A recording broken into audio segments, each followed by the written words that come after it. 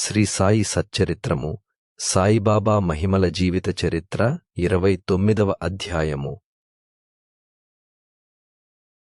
1 మద్రాసు భజన సమాజము. 2 టెండూల్కర్ తండ్రి కొడుకులు. 3 డాక్టర్ హాటే. 4 వామన నార్వేకర్ మొదలైన వారి కథలు. ఈ అధ్యాయములో రుచికరములు ఆశ్చర్యకరములునైన మరికొన్ని సాయి కథలున్నవి. మద్రాసు భజన సమాజము. 1916వ సంవత్సరమున రామదాసి పంథాకు చెందిన మదరాసు భజన సమాజం 1 కాశీయాత్రకు బయలుదేరాను. అందులో నొక పురుషుడు, అతని భార్య, అతని కుమార్తె, అతని వదినయు నుండిరి. వారి పేర్లు తెలియవు. మార్గమధ్యమున వారు అహ్మదునగర్ జిల్లా కోపర్గాం తాలూకాలో షిరిడీ అను గ్రామమున సాయను నొక గొప్ప యోగీశ్వరుడున్నారనియు, వారు పరబ్రహ్మ స్వరూపులనియు, ప్రశాంతులనియు, ఉదార స్వభావులనియు, భక్తులకు ప్రతిరోజు ద్రవ్యము పంచిపెట్టెదరనియు, విద్యావంతుల కళాకుశలతను బట్టి యథోచితముగా సత్కరింతురనియు వినిరి. ప్రతిరోజు దక్షిణ రూపముగా చాలా డబ్బు వసూలు చేసి దానిని భక్తకొండాజీ కూతురు 3 ఏండ్ల అమానికి 1 రూపాయి, 2 రూపాయల నుంచి 5 రూపాయలు, ఎలవరకు కొందరికి జమాలికి 6 రూపాయలును, అమాని తల్లికి 10 రూపాయలు మొదలుకొని 20 రూపాయల వరకు, కొందరు భక్తులకు 50 రూపాయల వరకు బాబా ఇచ్చుచుండెను. ఇదంతయు విని సమాజము షిరిడీకి వచ్చి అచట ఆగిరి. సమాజము మంచి భజన చేసెను, మంచి పాటలు పాడిరి. కాని లోలోన ద్రవ్యము నాశించుచుండిరి. వారిలో 3 పేరాసగలవారు. యజమానురాలు మాత్రమట్టి స్వభావము గలది కాదు. ఆమె బాబాయందు ప్రేమ గౌరవములు కలది. ఒకనాడు మధ్యాహ్నహారతి జరుగుచుండగా బాబా ఆమె భక్తి విశ్వాసములకు ప్రీతి చెంది ఆమె ఇష్టదైవము యొక్క దృశ్యము ప్రసాదించెను. ఆమెకు బాబా శ్రీరాముని వలె గానించెను. తన ఇష్టదైవమును జూచి ఆమె మనస్సు కరిగెను. ఆమె కండ్ల నుండి ఆనంద బాష్పములు కారుచుండగా ఆనందముతో చేతులు తట్టెను. ఆమె ఆనంద వైఖరికి తక్కినవా రాశ్చర్యపడిరి. కాని కారణమేమో తెలుసుకునలేకుండిరి. జరిగినదంతయు ఆమె సాయంకాలము తన భర్తతో చెప్పాను. ఆమె సాయిబాబాలో శ్రీరాముని జూచితి ననెను. ఆమె అమాయక భక్తురాలగుటచే శ్రీరాముని జూచుట ఆమె పడిన భ్రమ అని భర్త అనుకొనెను. అది ఎంతయు వట్టి చాదస్తమని వెక్కిరించెను. అందరూ సాయిబాబాను చూడగా ఆమె శ్రీరాముని జూచుట అసంభవమనెను. ఆమె ఆ యాక్షేపణకు కోపగించలేదు. ఆమెకు శ్రీరామ దర్శనము అప్పుడప్పుడు తన మనస్సు ప్రశాంతముగా నుండునప్పుడు, దురాశలు లేనప్పుడును లభించుచునేయుండెను. ఆశ్చర్యకరమైన దర్శనము. ఈ ప్రకారముగా జరుగుచుండగా ఒక రాత్రి భర్తకొక అద్భుతమైన దృశ్యము ఈ ప్రకారముగా కనబడెను. అతడొక పెద్ద పట్టణములో నుండెను. అక్కడి పోలీసులు తనను బంధించిరి. తాడుతో చేతులు కట్టి ఒక పంజరమున బంధించిరి. పోలీసువారు తాడుముడి మరింత బిగించుచుండగా సాయిబాబా పంజరము దగ్గరనే నిలిచియుండుట చూచి విచారముగా నతడిట్లనెను. నీ కీర్తి విని నీ పాదముల వద్దకు వచ్చితిని. నీవు స్వయముగా నిచట నిలిచియుండగా ఈ ఆపద నాపై బడనేలా?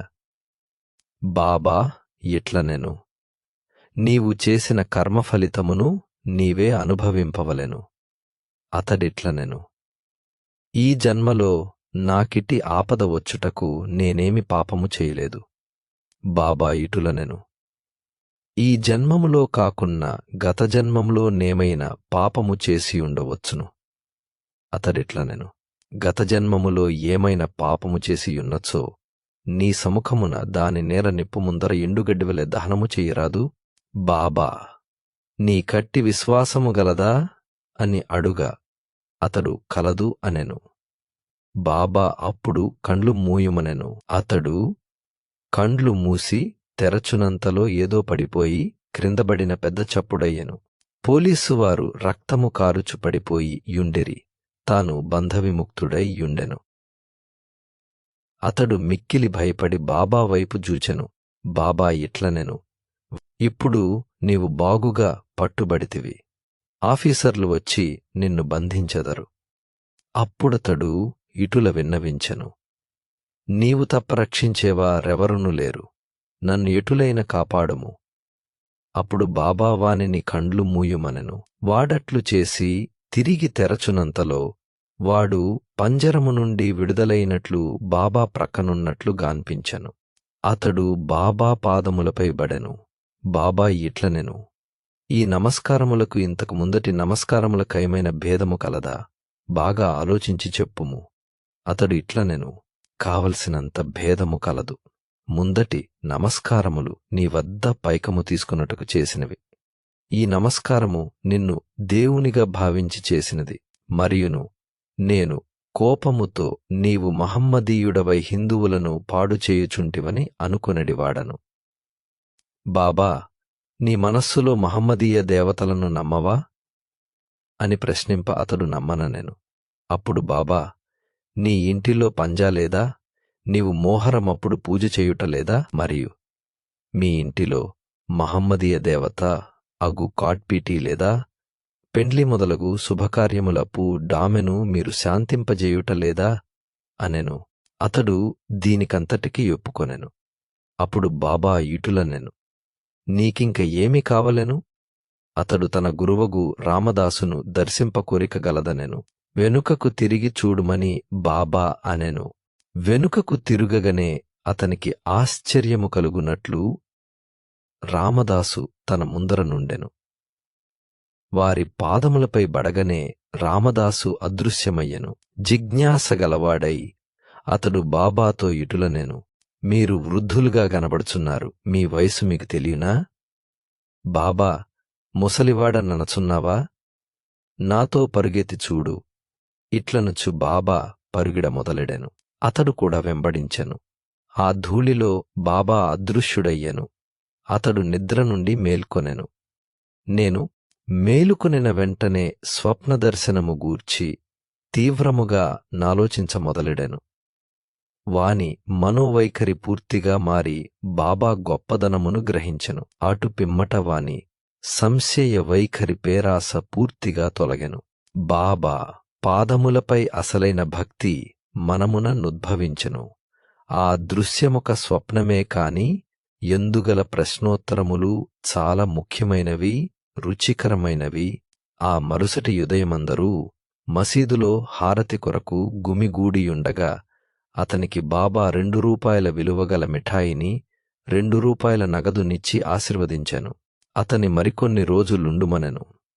అతనిని బాబా ఆశీర్వదించి ఇట్లనియే, అల్లా నీకు కావలసినంత డబ్బునిచ్చును, నీకు మేలు చెయ్యును. అతని కచ్చట ఎక్కువ ధనము దొరకలేదు, కాని అన్నిటికంటే మేలైన వస్తువు దొరికెను. అదియే బాబా ఆశీర్వాదము. తరువాత ఆ భజన సమాజమునకెంతో ధనము లభించెను. వారి యాత్ర కూడా జయప్రదముగా సాగెను. వారికెట్టి కష్టములు ప్రయాణ మధ్యమున కలుగలేదు. అందరూ క్షేమముగా ఇల్లు చేరేరి. వారు బాబా పలుకులు, ఆశీర్వాదములు, వారి కటాక్షముచే కలిగిన ఆనందమును గూర్చి మనమున చింతించుచుండెరి. తన భక్తులను వృద్ధి చేయుటకు, వారి మనస్సులను మార్చుటకు బాబా అవలంబించిన మార్గములలో నొకటి చూపుట కీ కథ యదాహరణము. ఇప్పటికీ నిట్టి మార్గములను బాబా అవలంబించుచున్నారు. 2. తెండూల్కర్ కుటుంబము. బాంద్రాలో తెండూల్కర్ కుటుంబం ఉండెను. ఆ కుటుంబము వారందరూ బాబాయందు భక్తి కలిగియుండరి. సావిత్రీబాయి తెండూల్కర్ శ్రీ సాయినాథ భజనమాల అను మరాఠీ గ్రంథము 800 ఆభంగములు పదములతో ప్రచురించెను. దానిలో సాయిలీలలన్నీయూ వర్ణింపబడెను. బాబాయందు శ్రద్ధాభక్తులు గలవారు దానిని తప్పక చదువవలెను. వారి కుమారుడు బాబా తెండూల్కర్ వైద్య పరీక్షకు కూర్చొనవలెనని రాత్రింబవళ్ళు కష్టపడి చదువుచుండెను. కొందరు జ్యోతిష్కుల సలహా చేసెను. వారు అతని జాతకమును జూచి ఈ సంవత్సరము గ్రహములు అనుకూలముగా లేవని చెప్పిరి. కనుక ఆ మరుసటి సంవత్సరము పరీక్షకు కూర్చునవలెన్నీయు అట్లు చేసిన తప్పక ఉత్తీర్ణుడగునని చెప్పిరి. ఇది విని అతని మనస్సుకు విచారము అశాంతి కలిగెను. కొన్ని దినముల తరువాత అతని తల్లి షిరిడీకి పోయి బాబాను దర్శించెను. ఆమె బాబాకు అనేక విషయములతో పాటు తన కొడుకు విచారగ్రస్తుడైన సంగతి కూడా చెప్పెను. ఇది విని బాబా ఆమెకిట్లనెను, నాయందు నమ్మకముంచి జాతకములు, వాని ఫలితములు, సాముద్రిక శాస్త్రజ్ఞుల పలుకు లోకప్రక్కకు ద్రోసి తన పాఠములు చదువుకొనుమని చెప్పుము. శాంత మనస్సుతో పరీక్షకు వెళ్ళుమనము. అతడు ఈ సంవత్సరము తప్పక ఉత్తీర్ణుడగును. నాయందే నమ్మకముంచుమనము. నిరుత్సాహము చెందవద్దనము. తల్లి ఇంటికి వచ్చి బాబా సందేశము కొడుకుకు వినిపించెను. అతడు శ్రద్ధగా చదివెను. పరీక్షకు కూర్చునెను. వ్రాత పరీక్షలో బాగుగా వ్రాసెను గాని సంశయములో మునిగి ఉత్తీర్ణుడగుటకు కావలసిన మార్కులు రావనుకునెను. కావున నోటి పరీక్షకు కూర్చున నిష్టపడలేదు. కాని పరీక్షకులు అతని వెంటబడిరి. వ్రాత పరీక్షలో ఉత్తీర్ణుడాయననియు నోటి పరీక్షకు రావలెననియు ఆ పరీక్షాధికారి కబురు పెట్టాను. ఇట్లు ధైర్యవచనము వినియాతడు పరీక్షకు కూర్చుని రెండింటిలో ఉత్తీర్ణుడాయను. గ్రహములు వ్యతిరేకముగా నున్నను. బాబా కటాక్షముచే ఆ సంవత్సరము పరీక్షలో ఉత్తీర్ణుడయ్యను. సంశయములు, కష్టములు మన భక్తిని స్థిరపరచుటకు మనలను చుట్టుముట్టును, మనల పరీక్షించును. పూర్తి విశ్వాసముతో బాబాను కొలుచుచు మన కృషి సాగించినచో మన ప్రయత్నములన్నీ తుదకు విజయవంతమగును. ఈ విద్యార్థి తండ్రి రఘునాథరావు బొంబైలోనొక విదేశ కంపెనీలో కొలువుండెను. వృద్ధులగుటచే సరిగా పనిచెయ్యలేక సెలవు పెట్టి విశ్రాంతి పొందుచుండెను. సెలవు కాలములో అతని స్థితి మెరుగుపడలేదు. కావున సెలవు పొడిగించవలెననుకొనెను. లేదా ఉద్యోగము నుండి విరమించుకొనుట నిశ్చయమని తోచెను. కంపెనీ మేనేజరు అతనికి పింఛను ఇచ్చి ఉద్యోగ విరమణము చేయించవలెన్ని నిశ్చయించెను. మిక్కిలి నమ్మకముతో చాలా కాలము తమ వద్ద ఉద్యోగము చేసినవాడు కనుక ఎంత పింఛను ఇవ్వవలే ననునది ఆలోచించుచుండెరి. అతని వేతనము నెలకు 150 రూపాయలు. పింఛను అందులో సగము 75 రూపాయలు కుటుంబ ఖర్చులకు సరిపోదు. కాబట్టి ఈ విషయమై వారందరూ ఆతృతతో నుండిరి. తుది నిర్ణయమునకు 15 రోజుల ముందు బాబా తెండూల్కర్ భార్యకు స్వప్నములో గనిపించి 100 రూపాయలు పింఛనిచ్చిన బాగుండుననుకొందును, అది నీకు సంతృప్తికరమా అనెను. ఆమె ఇట్లు జవాబిచ్చెను, బాబా, నన్నేలడిగెదవు, మేము నిన్నే విశ్వసించియున్నాము. బాబా 100 రూపాయలు అనినను. అతనికి 10 రూపాయలు అధికముగా అనగా 110 రూపాయలు పింఛను లభించెను. తన భక్తులపై బాబా ఇట్టి విచిత్రమైన ప్రేమానురాగములు ప్రదర్శించువారు. 3. కెప్టెన్ హాటే. కెప్టెన్ హాటే బికానేర్లో నుండువాడు. అతడు బాబాకు కూర్చుభక్తుడు. ఒకనాడు బాబా అతని స్వప్నములో గనిపించి, నన్ను మరచితివా అనెను. హాటే వెంటనే బాబా పాదములు పట్టుకుని, బిడ్డ తల్లిని మరచినచో అదెట్లు బ్రతుకును అనుచు తోటలోనికి బోయి తాజా చిక్కుడు కాయలు తెచ్చి స్వయం పాకమును దక్షిణను బాబా కర్పింపనుండగా నతడు మేల్కొనెను. ఇదియంతయు స్వప్నమనుకొనెను. కొన్ని దినముల తరువాత గ్వాలియర్ వెళ్ళెను. అక్కడ నుండి 12 రూపాయలు మనియార్డరు ద్వారా తన స్నేహితునకు బంపి అందులో 2 రూపాయల స్వయంపాకము వస్తువులు చిక్కుడుకాయలు కొని 10 రూపాయలు దక్షిణగా సమర్పించవలెనని వ్రాసెను. ఆ స్నేహితుడు షిరిడీకి పోయి కావలసిన సామానులు కొనెను.